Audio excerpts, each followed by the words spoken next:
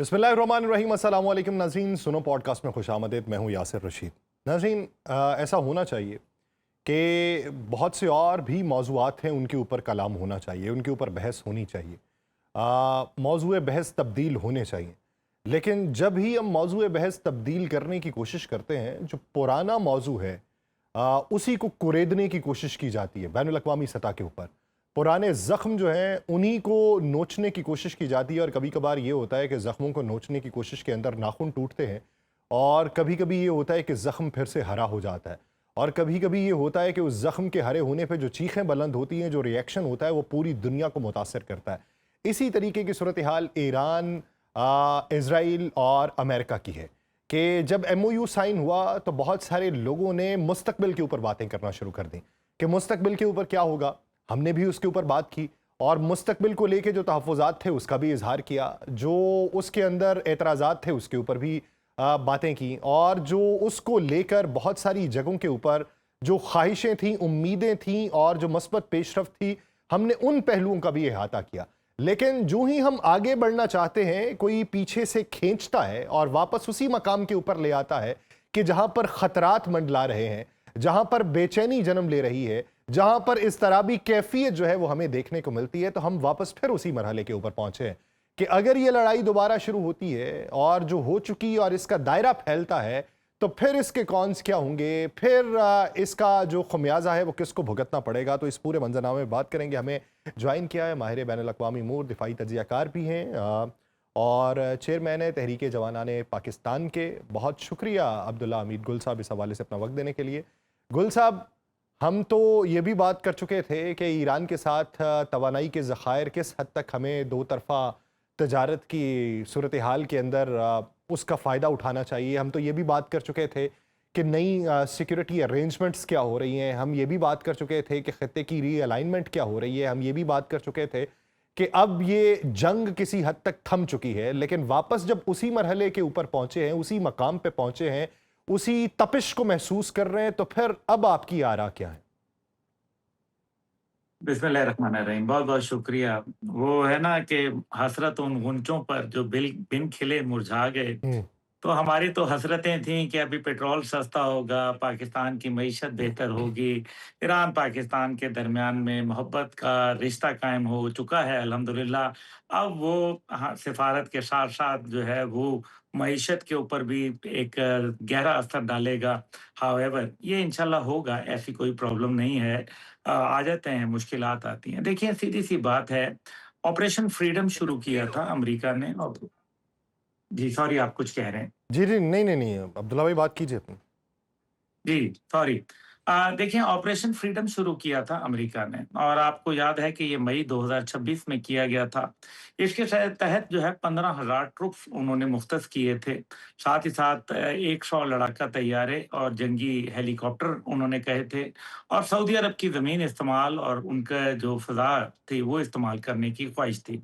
और ये रास्ता था एक बाब अल मंदब के साथ करके सॉरी ये आपने हुरमुज़ के साथ करके एक रास्ता इन्होंने तलाश किया था जो चंद 100 मीटर चौड़ा है और यहाँ से इन्होंने सुपर टैंकर गुज़ारने के लिए कहा था कि यहाँ से गुज़ारा करेंगे। एक मुतबादल रास्ते के तौर पर ओमान के साथ करके ये रूट था। इसके ऊपर इन्होंने कोशिश भी की थी, 2 जहाज़ गुज़ारे भी, लेकिन फिर मामलात ख़राब होना शुरू हो गए। अब हुआ कुछ ऐसे कि ये जंग आखिर शुरू क्यों हुई, ये बड़ा अहम है। तो यासिर भाई बात ये है कि ये जंग इसलिए शुरू हुई क्योंकि जब ईरान के साथ जो मुआहदा हुआ, जो कि एमओयू हुआ, वो 14 नुकात में से एक जो था ज़ाहिर है नुकता 1 था, 2 था, 10 था।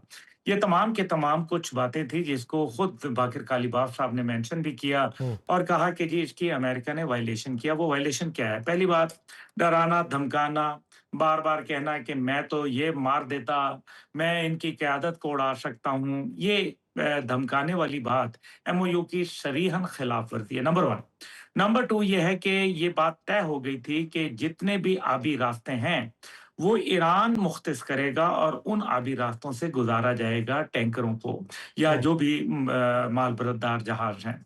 लेकिन माहदे की खिलाफ वर्जी की गई और दोबारा से ओमान वाले रास्ते को इस्तेमाल करने की कोशिश की गई और कतर का जहाज जो था वो ओमान के ही उस रास्ते से गुजरने की कोशिश कर रहा था, जिसके ऊपर हमला किया गया प्रोजेक्टाइल के साथ। और जब कतर ने ये एहतजाज किया कि आपने ये गलत किया, तो उन्होंने ये कहकर मुस्तरद कर दिया कि आपने उन आबी गुजरगाहों जिनको हमने आपके लिए खोला था, आपने उनकी खिलाफ वर्जी की अमेरिका के ईमा पर, इस वजह से हमने निशाना बनाया। ये बड़ी अजीब बात थी।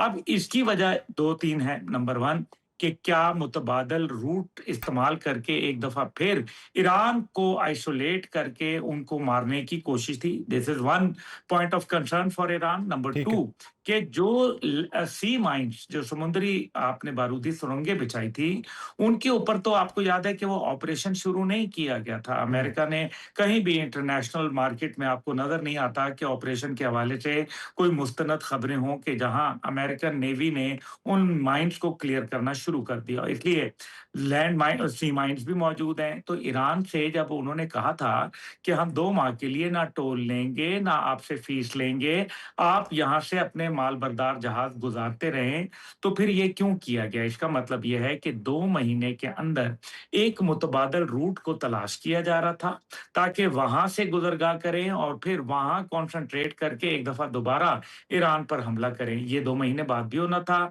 ये 2 महीने पहले हो गया, आप समझें। तो ये इसका बैकग्राउंड देना ज़रूरी था मेरे भाई। इस वजह से ये एक दफ़ा दोबारा फॉल आउट इफ़ेक्ट हुआ है। हाउएवर अच्छा, मैं मेरा ये मेरा समझता फिर हूँ गुल कि ये साहब वक़्त की। सवाल ये है कि आप कहते हैं कि क्या ईरान को उकसाया गया या ईरान पे हमले का जवाब बनाया गया, तो कतर जिसका एक मुश्तरका एलामिया पाकिस्तान के साथ है एमओयू के ऊपर, तो कतर का जहाज़ जो है उसके ऊपर प्रोजेक्टाइल फायर किया गया है, जिस पे आईआरजीसी ने क्लेम ये किया कि उस रास्ते से गुजर रहा था, हम वहाँ पे बारूदी सुरंगें साफ़ कर रहे थे, इसको बार बार वार्निंग दी गई, वार्निंग इसने नहीं मानी और अमरीकी फ़ौजियों यानी अमरीकी बहरिया की मौजूदगी में इसने गुजरना चाहा तो हमने इस पे वार्निंग शॉट्स मारे। अब सवाल ये पैदा होता है कि कतर जो सालसी के अंदर मौजूद था, उसी के मुल्क का जहाज जो है वो किसकी ईमा के ऊपर वो रास्ता इख्तियार करता है जिस रास्ते के ऊपर ईरान ने कदगन लगा रखी है, और कतर के ऊपर जब हमला होता है तो कतर फिर उसका एहतजाज भी ईरान के आगे करता है। तो कतर जो है वो इस पूरे मामले से लाताल्लुक है। क्या उसका इख्तियार उन कंपनीज के जहाज़ों के ऊपर नहीं था, या फिर ये वजह कुछ और है कि उनको बारहा कहने के बावजूद जब रुकना उन्होंने मुनासिब नहीं समझा, तो फिर उनको उस वक्त उकसा कौन रहा था? जी, बिल्कुल, आपने बहुत अच्छा सवाल किया यासिर भाई। इसके अंदर सबसे इम्पोर्टेंट वही बात है कि ये दूसरा रास्ता इख्तियार आखिर क्यों किया जा रहा था, ये है वो बात। तो कतर का जहाज़ जो था, मैं समझता हूँ कि ये कोई हुकूमत की मर्ज़ी ग़ालिबन नहीं थी, लेकिन इस जहाज़ को कहीं न कहीं मेरे ख़्याल में कहीं इसका अमला कॉम्प्रोमाइज़ हुआ और अभी आपने खुद जैसे फ़रमाया कि अमेरिकन नेवी वहाँ मौजूद थी। अगर अमेरिकन नेवी मौजूद थी, तो वो क्यों थी? इस वजह से कि वो उस आबी गुज़रगाह को एक टेस्ट केस के ऊपर इस्तेमाल करके देखना चाहते थे कि भरा हुआ जहाज़, देखिए ना, खाली जहाज़ होता है तो आपको पता है उसका वेट कम होता है, तो बाउंसिंग इफ़ेक्ट जो होता है वो ऊपर होता है, वो समुद्र के नीचे नहीं जाता। और जितना भरा हुआ होगा ज़ाहिर है वो मज़ीद 2-4 मीटर नीचे चला जाता है। ये सारा शैलो वाटर है। आपको पता है ये जो आबनाए हुर्मुज़ का इलाका है, ये शैलो वाटर है और यहाँ अमेरिकन हेवी शिप्स जो हैं, ख़ास तौर पे जो एयरक्राफ्ट कैरियर्स हैं, वो नहीं आ सकते, इसी वजह से कि ये शैलो वाटर्स हैं। ईरान की नेवी इसलिए कामयाब है क्योंकि उनकी जो गन बोट्स हैं, वो छोटी हैं, वो कामिकाज़ी स्टाइल की बनी हुई हैं, उनके अंदर लकड़ी की भी बनी हुई हैं, ताकि वो उसके ऊपर रेडार के ऊपर नहीं आती। ये स्टेल्थ बोट्स भी कहलाती हैं। इसी तरह से मिडजेट सबमरीन्स कहलाती हैं। मिडजेट यानी कि जैसे कई लोग जो होते हैं जिनको पाकिस्तान में बौना कहा जाता है, अल्लाह ने उनका कद ऐसे, मैं बिल्कुल उनका बहुत एहतराम करता हूँ। लेकिन कद जिनके छोटे होते हैं, हम्म। वो मिडजेट कहलाते हैं। और वो मिडजेट सबमरीन्स होती हैं, जो छोटी सबमरीन्स होती हैं, वो वहाँ काम करती हैं, बड़ी सबमरीन काम नहीं करती। यही वजह है कि ईरान की नेवी को वहाँ एडवांटेज हासिल है।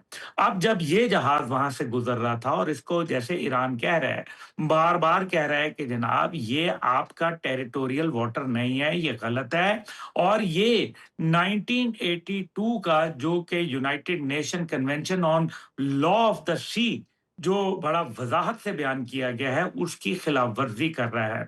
आप यहाँ से ना गुज़रे लेकिन फिर जब हुआ तो फिर प्रोजेक्टाइल से हमला किया गया। ये है वो सारी अच्छा, स्टोरी। आप इसमें अमेरिका दो चीज़ें ये हैं। चाहता एक था। चीज़ जो है वो आपने खुल के बयान नहीं की गुल साहब, आपने इब्तदा में उसका इहाता किया, लेकिन आप जो बात है उसको जो उस बोट के ऊपर ले गए, आपने हवाला दिया कि जब जहाज़ के ऊपर लोड होता है तो उसका वज़न ज़्यादा होता है, वो पानी के अंदर फिर ज़्यादा चला जाता है। आपने फिर टेस्ट केस का भी हवाला दिया। अब टेस्ट केस के अंदर बारूदी सुरंगों की अगर इकसाम देखी जाए तो मुख्तलिफ इकसाम की हैं। एक वो जिन्हें ज़मीन की तह के साथ जोड़ा जाए, एक वो जो नीचे से फायर कर सकें, एक वो जो तैरती हुई हों, और एक जो है वो आवाज़ से जो है वो अंदाज़ा लगाती हैं कि यहाँ से कोई चीज़ गुज़र रही है, उसके सेंसर्स। एक वो जो पानी के दबाव से अंदाज़ा लगाती हैं कि इसके ऊपर पानी बहुत ज़्यादा हो चुका है। एक वो जो टकराने से फटती हैं। तो क्या अमेरिका इस बात की जजमेंट करना चाह रहा है कि ईरान की तरफ से जो क्लेम किया गया बारूदी सुरंगों का और इस इलाके को ममनुआ इलाका करार दिया गया, तो यहाँ पे एक टेस्ट केस के तौर पे ये चेक किया जा सके कि यहाँ पे आया बारूदी सुरंगें मौजूद भी थीं या फिर ज़बानी तौर पे उनका हवा बनाया गया था? यासिर साहब, आई मस्ट एक्नॉलेज कि आपने बड़ा थॉरोली इसको पढ़ा है, रीड किया है। आप तो अब माशाल्लाह एक नेवल ऑफिसर की तरह बात कर रहे हैं। जी बिल्कुल। नहीं, थैंक यू। नहीं, I am very impressed. Actually क्योंकि मैं पढ़ता हूँ इन मामलात को, ज़ाहिर है मैं तो फौजी घराने से हूँ, लेकिन आप तो I am very happy, glad. Sir thank you, thank देखिए, मुझे जो आपकी अच्छी बात लगती है कि आप पढ़ के आते हैं, होमवर्क करके आते हैं। देखिए, ये बिल्कुल जैसे आपने फरमाया, बिल्कुल सारी बातें दुरुस्त हैं, क्योंकि शुरू में जो 2 जहाज़ गुज़ारे थे, यू। वो छोटे साइज़ के थे। ये एक बड़ा जहाज़ था, हम्म। सुपर ऑयल टैंकर था और इसको जो है वो इसके अंदर वज़न भी था। स्केपगोट यानी कि बलि का बकरा बना के अमेरिका इनको लेके आ रहा था, और ये बातें जो आप फरमा रहे हैं, ये उनको नहीं बताई गई थी। हम्म। और ये चेक करना चाह रहे थे, और साथ ही साथ उन ड्रोन का जो दरमियान में अंडर वाटर जो ड्रोन चलते हैं, यानी कि वो माइंस भी जो ड्रोन के ज़रिए ऑपरेट होती हैं, पाकिस्तान के पास भी हैं अल्हम्दुलिल्लाह। तो उनको भी चेक किया जा रहा था कि ये रास्ता किस हद तक महफूज़ है, किस-किस जगह है, और अगर खुदा ना ख़ास्ता कतर का जहाज़ हिट होता है, तो फिर ये कतर जाने और उनका काम जाने। लेकिन अमेरिका के ऊपर आँच ना आए, अमेरिका ने डबल गेम कतर के साथ की, कतर को धोखा दिया, ईरान को धोखा दिया, और इसके अंदर मुझे कोई बईद नहीं है कि इज़राइल का कहीं न कहीं फुटप्रिंट ना मौजूद हो। इसके अंदर हम्म। एक बात और बड़ी अहम है कि अगर ये प्रोजेक्टाइल से हमला हुआ, तो शिप डैमेज ज़रूर हुआ होगा, लेकिन माइनर। सर वो जो कहते हैं कि मेजर अब जो डैमेज हो जो शिप के डेक के ऊपर जाके वो लगा है, शिप डैमेज हुआ और फिर वो उसी डैमेज में उसने वो एरिया जो है वो पार भी कर लिया। तो इसका मतलब फिर ये हुआ कि वो ऑयल टैंकर था, अगर वो डैमेज हुआ होता तो वो तो ब्लो अप हो जाता। तो अगर वो नहीं हुआ जी। तो फिर उसके डेक के ऊपर वो वार्निंग शॉट ही उसे कहा जा सकता है कि एक वार्निंग शॉट था जो उस जगह पे मारा गया, जैसे टांग पे गोली मारी जाती है कि बंदा ना मरे, लेकिन उसको ये मालूम पड़े कि तुमने गलती की, तो इसी बुनियाद के ऊपर वो डेक के ऊपर जो है वो ड्रोन मारा गया। ऐसा ही exactly this is what happened hmm. Actually. और वो उन्होंने इसी वजह से वो उनको पता था कि आगे तो ऐसी माइंड्स बैठी हुई हैं जो जहाज को डुबा सकती हैं। हम्म। ये देखें ना आप, ये इसके अंदर तो फिर उनको जाहिर है अपने जो भी उन्होंने काउंटर मेजर्स लेने होंगे वो उन्होंने लिए थे, और जहां तक उसको प्रोटेक्ट करना था, लेकिन साथ ही साथ दुश्मन को भी पैगाम देना था, क्योंकि कतर का बहाना करके उसको कहते हैं बहाना बच्चा खुर्रम कुलचा। तो ये वो एक फ़ारसी की मिसाल है। अच्छा तो सर, इसका उसके इसका मतलब नहीं अंदर नहीं नहीं सर, आगे बढ़ने से पहले ज़रा इसका मतलब बताइए। ये मेरी समाअतों ने पहली बार ये कहावत सुनी।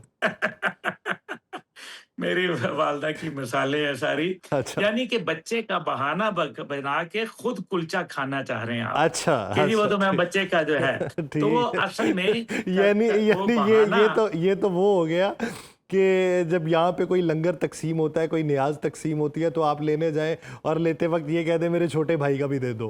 तो जी, जी, जी। ये हाँ, ठीक, ठीक, ठीक। हाँ, तो वो ये है ना, इसके अंदर फिर इन्होंने क्या किया कि कतर को सामने किया, हुँ, और असल में ये देखना ये चाह रहे थे, असेस करना चाह रहे थे, क्योंकि बदनीयत हैं। पहले दिन से आप और मैं इस बात के ऊपर मेरे ख्याल में फिक्स थे कि ये बदनीयती के ऊपर मबनी एमओयू है। हर जगह हुँ, रखना डाला गया, हर जगह वादा शिकनी की गई, हर जगह धोखा और फरेब और मकर का सहारा लेने की कोशिश की गई।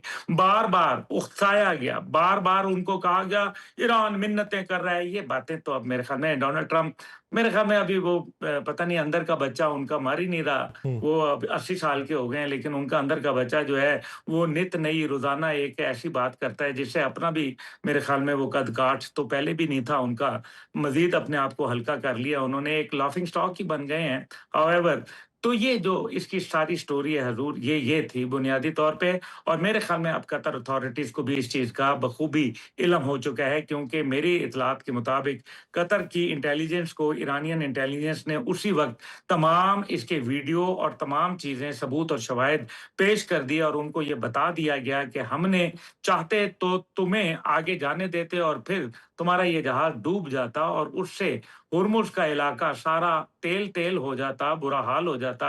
इसलिए हमने तुम्हें वार्निंग शॉट दी है।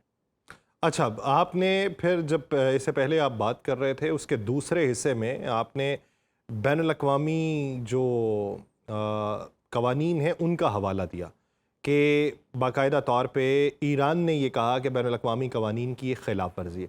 सर, मुझे याद पड़ता है कि कुछ दिन पहले आईएमओ यानी इंटरनेशनल मैरीटाइम ऑर्गेनाइजेशन जो है उसने चार्जशीट किया था ईरान को और ये कहा कि आपने खिलाफ वर्जी की और आप खिलाफ वर्जी करने वाले मुल्क हैं कि जिसने स्टेट ऑफ हर्मुज़ को बंद किया। जवाबी तौर के ऊपर चार्जशीट जो है वो ईरान ने अमेरिका को या इजराइल को नहीं किया, उन्होंने आईएमओ को कर दिया। उन्होंने कहा जी पहली बात तो ये कि आपके पास ये अथॉरिटी नहीं है कि आप जज बन के या अदालत बन के किसी मुल्क को जवाबदेह ठहराएं या मुर्दे इल्ज़ाम ठहराएं। दूसरी बात जो उन्होंने की, उन्होंने कहा जी आपकी जेडीज और एसओपीज क्या हैं, आपका काम यह है कि बैनुल अक़वामी पानियों की हिफाजत करना, जहाज़ों के लिए रास्तों को मुतय्यन करना और वहां पर जो रखना डले उसका जो है इहाता करना।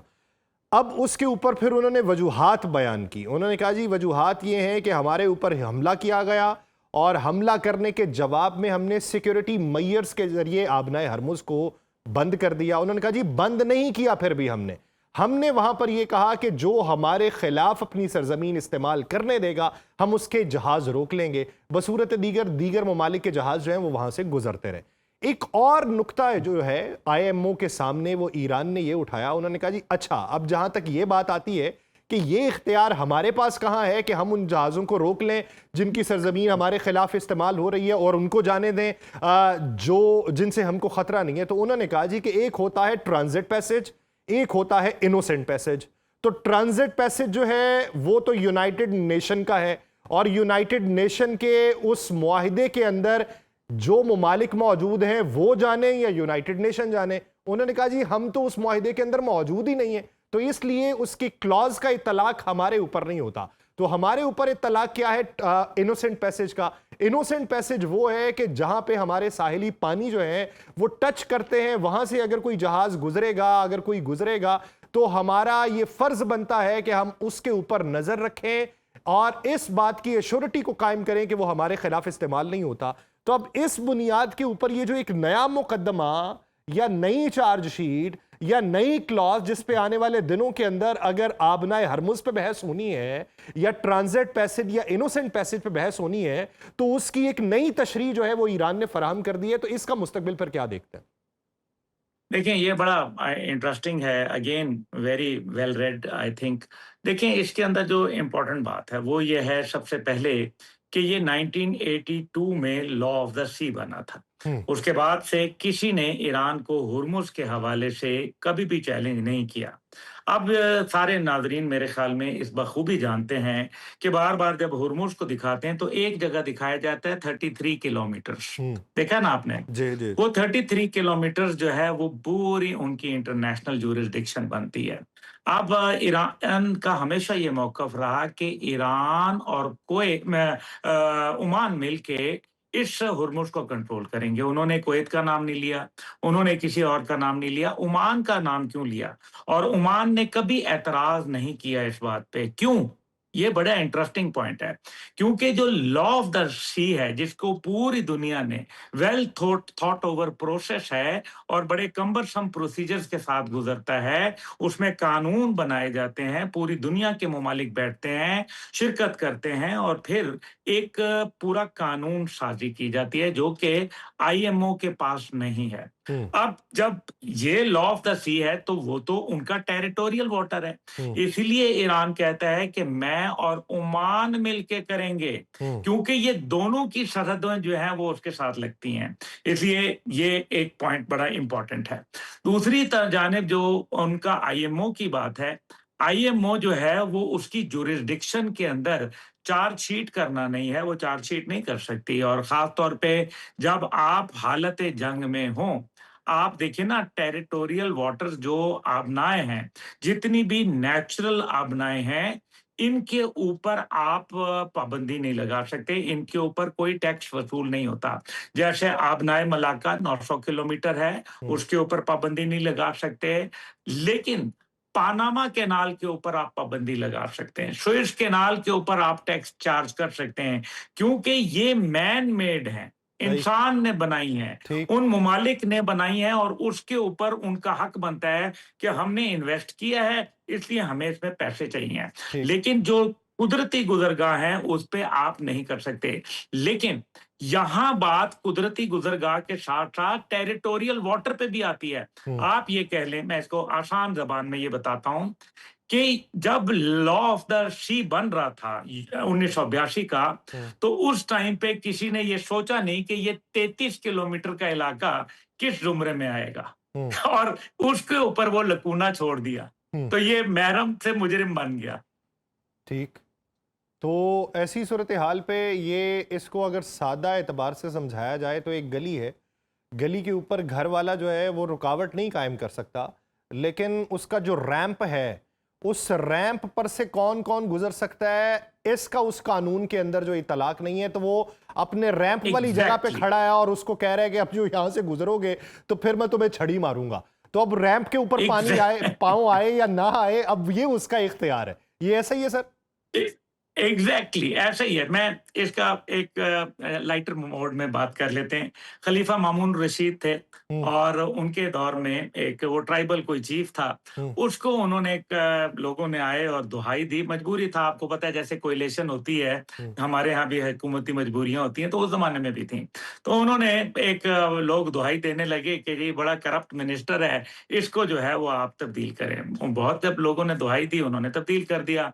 दूसरी कोई सादा सी मिनिस्ट्री दे दी, वो भी मिनिस्ट्री जो है वहां लोगों ने डबल दुहाई देना शुरू कर दी। उन्होंने कहा नहीं यार, तीसरी मिनिस्ट्री दी, वहां भी यही काम हुआ, आप निकाल सकते नहीं थे, मिनिस्ट्री देनी थी। अब उन्होंने खलीफा साहब ने जो है वो बुला लिया बंदे को और कहा कि देखो तुम बड़ा, मैं एक अहम काम करने जा रहा हूं और तुम जो है वो उस प्रोजेक्ट के इंचार्ज हो और तुम्हें मैं वजीर बना रहा हूं उसका। हम्म। तो ये बड़ी अहम मिनिस्ट्री और मतलब उसको लवाजमात करके पंप अप कर दिया। उसको कहा कि तुमने लहरें गिननी है समुद्र के किनारे। उसने अच्छा। कहा जी ठीक है। अच्छा, उन्होंने कहा अब लहरें गिन रहे हैं, लहरें गिनने का क्या करप्शन होगी? और हम्म। जनाब 5 दिन गुजरे तो लोगों ने तो खाकें सर पे डालना शुरू कर दी, दुहाइयां देना शुरू कर दी, वावेला मचाना शुरू कर दिया, बैंड डाल दिया कि जनाब वो तो हद ही मुका दिया उसने। हम्म। खलीफा साहब ने कहा कि ये बकवास करते हैं, लोग उसके दुश्मन हैं, हम्म। ये मुमकिन ही नहीं है कि भाई लहरें गिनने वाला जो है वो उसके अंदर क्या करप्शन करेगा। हम्म। उन्होंने लोगों ने कहा आप खुद चल के देखें। खलीफा जब वहां पहुंचे तो देखा कि जहाजों की जो माल बरदार जहाज थे उनकी लंबी कतारें जो हैं वो हम्म। लगी हुई हैं। पता चला क्यों? उसने कहा कि जनाब मैं लहरें गिन रहा हूँ और ये लहरें मेरी डिस्टर्ब होती है तुम्हारे आने की वजह से, इसलिए जो माल पानी देता था उसको तो आने दिया जाता था, जो नहीं देता था वो कतार में खड़ा रहे। तो ये जो आपने बात कही ना कि वो रैंप बना हुआ है, ये एग्जैक्टली वही बात है। अच्छा सर, अब कुछ किरदार की बातें भी हो रही हैं कि अमेरिका जो है वो मौके की मुनासबत से क्या फ़ायदा उठाता है। अब एक नई फिल्म आई है नेटफ्लिक्स के ऊपर, शिवा के नाम से। अब उसके अंदर ये बताया गया कि मराठे जो थे या निज़ाम डायनेस्टी जो थी, या फिर मुग़ल डायनेस्टी जो थी, वो किस तरह एक दूसरे से लड़ते रहे। उस पे किसी ने ये लिखा कि जिस तरीके से अंग्रेज़ों ने मराठों और निज़ाम डायनेस्टी को साथ में लाया और अपना काम किया और फिर उन्हीं के ख़िलाफ़ जो है जंग कर दी, उसी तरीके से अमेरिका ने तुर्की, पाकिस्तान और इन ममालिक को साथ में लाया ईरान के ख़िलाफ़, लेकिन फिर इनके ही ख़िलाफ़ हो जाएगा, क्योंकि जब इनको गारंटर बना के आगे किया हुआ है और उनसे वो दगाबाजी करेगा तो फिर एक वक्त में इनसे भी करेगा। तो ऐसी सूरत में मुस्तकबिल क्या है? हाँ, ये बड़ा इम्पोर्टेंट है। देखिए, दाग़ाबाज़ी उनका तरीका है। आप ज़रा ब्रिटिश हिस्ट्री को, आप अंग्रेज़ों की हिस्ट्री को, अमेरिकन हिस्ट्री को, उनकी सिविल वॉर को आप पढ़ लें, आपने पढ़ा होगा यकीनन, you are a very well read person.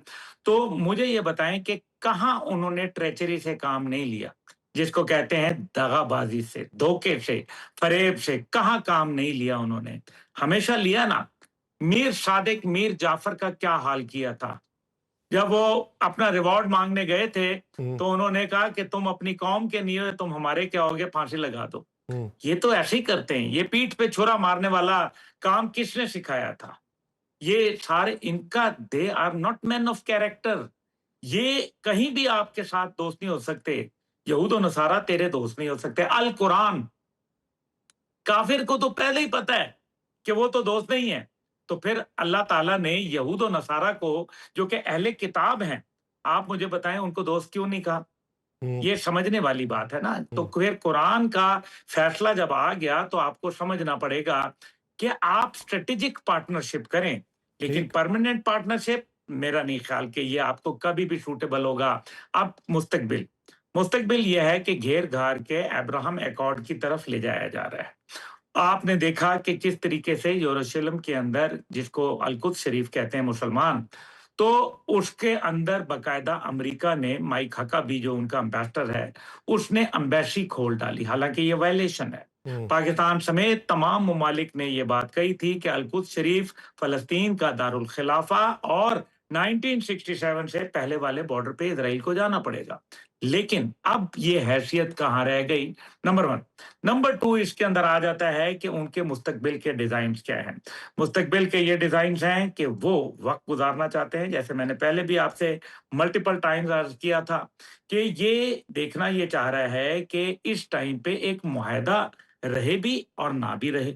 यानी कि लड़ा मुआहदे में भी हम नहीं बंधे हुए, लेकिन लड़ाई भी उस तरह से नहीं जारी, जिससे गोमा-गो की, कन्फ्यूजन की एक स्टेट जो है वो बरकरार रहेगी। ताकि जब अमेरिकन कौम के सामने इलेक्शन के अंदर हम जाएं, तो वो ये कहे कि जनाब अभी तो हाँ भी नहीं है और ना भी नहीं है। इसलिए ये अब क्योंकि अगर वो मुआहदा कर लेते हैं तो अमेरिकन मीडिया, पहले ही आपको पता है, वो तो इनको जूते मार रहा था। हम्म, कह रहा था कि तुमने तो ये जंग हार गए हो, ये तो तुम्हें, हमें सबसे ज्यादा महंगी जंग पड़ी है। दूसरी बात ये है कि तुम्हें इसमें नुकसान हुआ, और तीसरी बात ये है कि तुमने तो अपना status as a super power खो दिया, उसको दांव पे लगा दिया। तो ये तमाम बातें जो हैं डिफ्यूज हो जाएंगी। इसी वजह से डोनाल्ड ट्रंप रोजाना एक ऐसा बयान देते हैं जिसकी खुद उनको समझ नहीं आती। ये एक जानबूझ के किया गया है। दूसरी हम्म, जानिब वो ये चाहते हैं कि जो नेतन्याहू है वो तो इलेक्शन जीतता नजर नहीं आता, इसलिए वॉर जो है वो कहीं ना कहीं ठंडी और गर्म वो चलती रहे जंग, जिसके नतीजे में वो ये कहे कि मैं अपनी जो जंगी काबीना है उसको लेके आगे चलूंगा, ताकि इलेक्शन ना होने पड़े। अगर इलेक्शन नहीं होते तो वही एक तरीकाकार नेतन्याहू के बचने के लिए है। जब इलेक्शन 27 अक्टूबर को वहां कैंसिल होते हैं और 3 अक्टूबर नवंबर को अमेरिका में हो जाएंगे मिड टर्म, तो वस्त मुद्दती इलेक्शन के बाद अमेरिका अपना पैंतरा बदल लेगा। आप मेरे से लिख के रख लें, ये अमेरिका दोबारा इस खित्ते में आएगा और तमाम कुव्वतों को, जो तुर्किया, पाकिस्तान, ईरान और ऐसे तमाम ममालिक समेत सऊदी अरब, जो अब सर उठा बैठे हैं, जो एक नया ब्लॉक बनाने का अज़म रखते हैं, आपका क्या ख्याल है? वो अगर लेट्स से आप अपने आप को प्लेस करें डोनाल्ड ट्रंप के शूज में, वैसे तो आप नेक आदमी हैं, आपको उसके शूज में नहीं प्लेस करना चाहिए, लेकिन मुझे ये बताएं कि अगर आप उसकी जगह हो तो आप क्या ये इत्तेहाद बनने देंगे? कतई तौर पे नहीं। वो तो बस वो भी सूदमंद यही साबित करेगा। ही नहीं होता, ना उसके लिए ना बेंजामिन नेतन्याहू के लिए। सर मेरा एक आखिरी ये सवाल, आ, जी सर। हमें सुनने को ये मिलता है कि इजराइल की जो अगली जंग है वो तुर्किया के साथ करेगा। करेगा नहीं करेगा, कैपेसिटी है नहीं है, वो शोशा छोड़ता है या जो भी है, सर इसको एक साइड पे रख दें। लेकिन उनके बयानात से तो यही दिखाई देता है कि तुर्की उनके लिए ईरान 2 है। अच्छा, F-35 प्रोग्राम से तुर्की को निकाले गए तकरीबन 7-8 साल हो गए। उसने अपना एक कान फाइटर जेट का प्रोग्राम शुरू कर लिया जिसके अंदर पाकिस्तान भी मौजूद है। अब जब वो तुर्की के अंदर डोनाल्ड ट्रंप जाता है नेटो को सुनाने के लिए, तो वहां पे वो रजब तैयब एर्दोगान को बुलंद कर देता है और वो ये कहता है कि इस जैसा अजीर एक इंसान कोई नहीं है। और उसी वक्त में नेतन्याहू का पैगाम पहुंचता है कि आपको F-35 का प्रोग्राम या फिर उसके पुर्जे, उसके अंदर इनको शामिल ही नहीं करना चाहिए। और वहां पे वो बैठ के रजब तैयब एर्दोगान को कहता है कि हम आपको F-35 भी देंगे, हम आपसे पाबंदियां भी उठा रहे हैं, तुर्की ये बहुत अजीम सल्तनत है, बहुत अजीम मुल्क है, आप अजीम रहनुमा हैं। अब उस पे उसका लयपालिक बच्चा, जिसके फिर उकसाने के ऊपर वो एक जाल बुनता है, दोबारा MOU साइन करने के बाद वो ईरान पे भी हमला आवर हो जाता है, तो ऐसे वक्त के अंदर वो तुर्की को F-35 प्रोग्राम में दोबारा शामिल करने की जो प्लानिंग है वो क्यों कर रहा है? हाँ, ये बड़ी इंपॉर्टेंट बात है। देखें, नेटो के बाकी ममालिक के पास ना असला है, हम्म, ना मैन्युफैक्चरिंग फैसिलिटीज हैं। हम्म, माँ सवाए आप कह लें कि जो रोमेनिया वगैरह रह गए हैं जिनके पास कुछ मखसूस चीजें बनाने का सिलसिला है। ठीक। बाकी तो यूरोप के दोबारा जितने भी पुराने कारीगर थे, हम्म, वो तो 90s के अंदर जब सोवियत यूनियन के कोलैप्स के बाद वो तो बंद हो गए कारखाने। हम्म, जो टेक्नीशियन थे, जो टेक्निकल लोग थे, वो या मर खप गए या वो बहुत बुजुर्ग हो गए। इसलिए नए सिरे से अब उनको जिद्दोजहद करना पड़ रही है दोबारा। वैसे उनकी चिमनियों ने धुआं उगलना शुरू कर दिया, ठीक। लेकिन अभी टेक्निकल एक्सपर्टीज और टाइम में बहुत उनका टाइम लगेगा।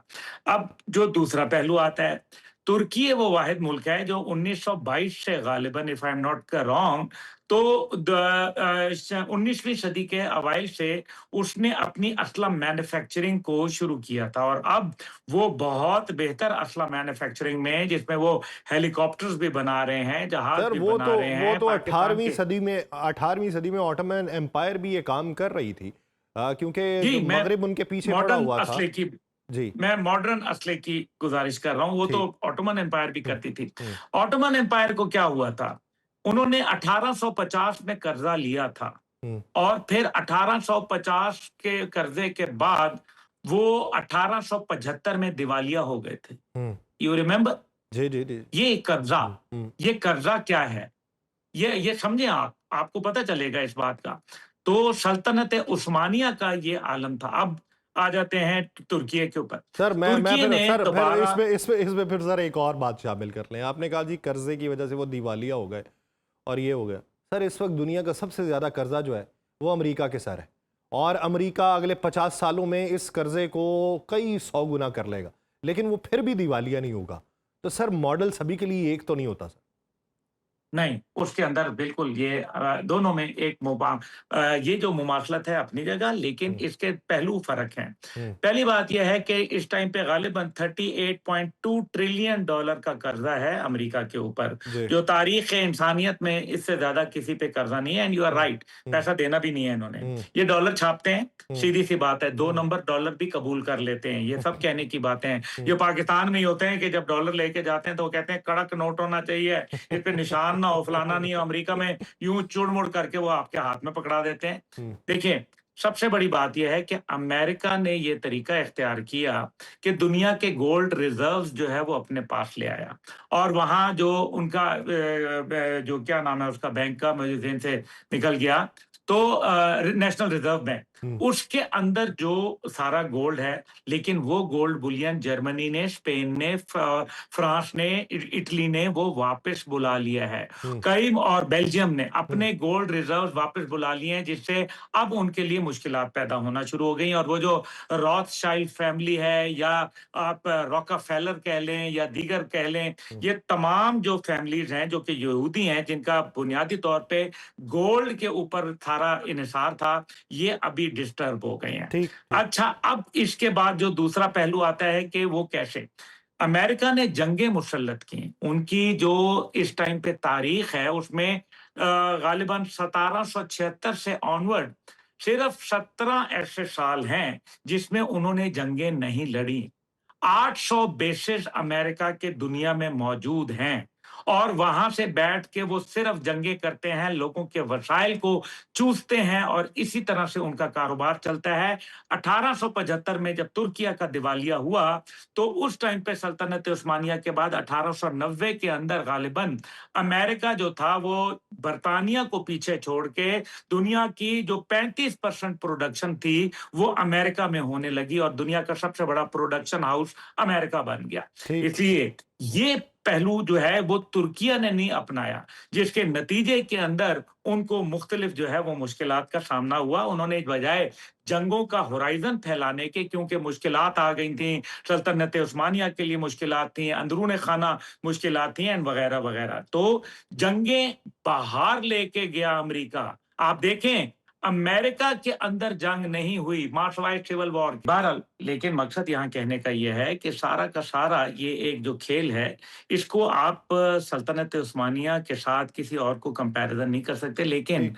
अमेरिका अब एक रिसीडिंग पावर है, इसका सूरज डूब रहा है और ये अब वही तरीकाकार इख्तियार कर रहा है कि दूसरों के वसाइल पर काबिज होके। इसलिए नेटो में क्योंकि कोई और मुल्क शामिल नहीं ऐसा जो मजबूत हो, जो कि लड़ सके। देखिए, मैंने पहले भी गुजारिश की थी, 6 दिन की जंगी तैयारी है बर्तानिया की, 8 दिन की फ्रांस की और 12 दिन की जर्मनी की। इससे ज्यादा वो ठीक एग्जॉस्ट हो जाएंगे। ठीक। अब तुर्किया वो मुल्क है जो काउंटर कर सकता है, इसलिए तुर्किया को फिल वक्त वो F-35 प्रोजेक्ट में शामिल करके और लारा दे के, जिसको दूसरे लेकिन सर दौर वो में उसमें कहते हैं। अप्रूवल जो है वो तो सेनेट ने देनी है, लेकिन इस पे क्या इस पूरे मंसूबे में इजराइल की हिमायत शामिल होगी? ये गुड कॉप और बैड कॉप वाली सूरत हाल है, या फिर इजराइल को कहीं ना कहीं वो थोड़ा सा टेस्टर भी लगा रहे हैं?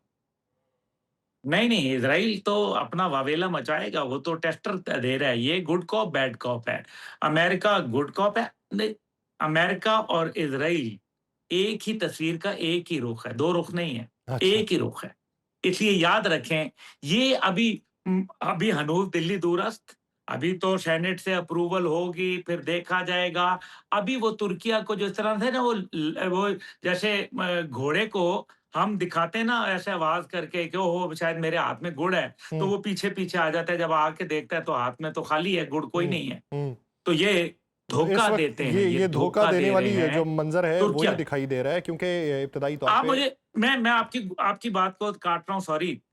मतलब आप और मैं तो छोड़ें, यासिर रशीद, अब्दुल्ला गुल की कोई मतलब बात छोड़ दें इनको। ये बताएँ कि आका हाकान फिदान, हम्म, जो कि एमआईटी, हम्म, उनकी इंटेलिजेंस जिस तरह हमारी आईएसआई जी है, जी जी उनकी जी एमआईटी के जी जी सरबराह रहे। जी जी। फिर आज उनके फॉरेन मिनिस्टर हैं, मेरे बड़े अच्छे दोस्त भी हैं बाय द वे। हम्म, मैं और वो काफ़ी अरसा एक दूसरे के कमरे के सामने रहते रहे, कतर के अंदर ही। ठीक। हाउएवर, मज़े की बात ये है कि हाकान फिदान साहब जो हैं, उन्होंने खुद मल्टीपल टाइम कहा कि we are going to be the next target before Pakistan. Hmm, अब हम्म, मज़े की बात ये है कि वो बोल रहे हैं बिफोर पाकिस्तान। हम्म। तो इस पे मतलब ये तो उनकी हमसाया तो सोच है। वही लगते हैं ना, क्योंकि इस पे सोचने की बात तो ये है कि जो प्रोग्राम के अंदर शामिल था तुर्की F-35 में, उसमें तो 40 F-35 उनको मिलने थे, और अभी जो लारा लगाया गया है वो तो 6 F-35 का लगाया गया है कि इब्तदाई तौर पे आपको 6 F-35 देंगे। तो इसीलिए ये सारे गुंजल वो हैं जिनको सुलझाते सुलझाते शायद हाथ के ऊपर झुर्रियाँ पड़ जाएं, माथे पे शिकने नमूदार होना शुरू हो जाएं, लेकिन उसकी जो गुत्थी सुलझानी है वो सुलझाई हुई से उलझी हुई जो है वो ज़्यादा मुनासिब दिखाई देती होगी। बहुत शुक्रिया अब्दुल्ला हमीद गुल साहब इस हवाले से अपना वक्त देने के लिए। नाज़रीन, पॉडकास्ट का वक्त खत्म हुआ जाता है, मुझे दीजिए इजाज़त। आपसे फिर मुलाकात होगी किसी अगली एपिसोड में किसी और मेहमान, किसी और मौजू के साथ। अपना बहुत सा ख्याल रखिएगा। अल्लाह निगहबान।